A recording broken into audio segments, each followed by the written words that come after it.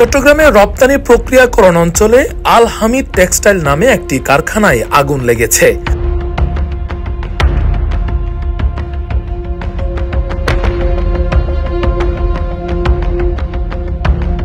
নয়তলা ভবনটিতে ৫ শতাধিক শ্রমিক রয়েছেন বলে জানা গেছে।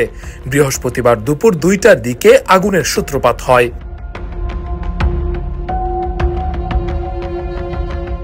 ফায়ার সার্ভিস সূত্র জানায়, আগুন নিয়ন্ত্রণে তাদের ১৬টি ইউনিট কাজ করছে, সাথে যোগ দিয়েছে সেনাবাহিনী ও নৌবাহিনী।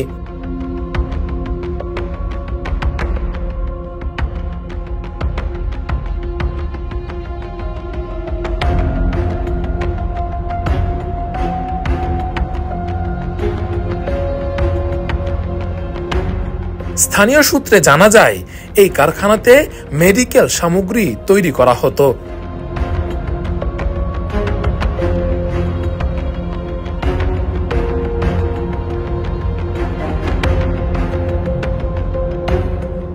কারখানা কর্তৃপক্ষ দাবি করেছে, ভবনের ৭ তলা এবং ৮ তলায় কোনো মানুষ থাকার সম্ভাবনা নেই। ফায়ার সার্ভিস পৌঁছার পূর্বেই তারা সম্পূর্ণ খালি করতে পেরেছিল।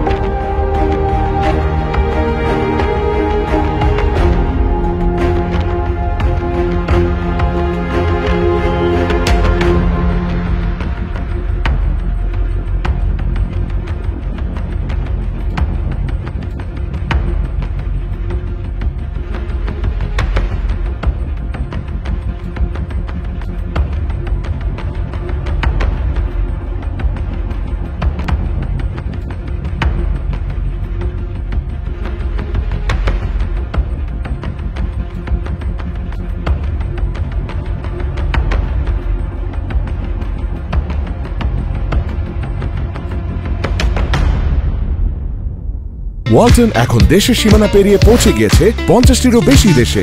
ওয়ালটন, ঘরে ঘরে, বিশ্বজুড়ে।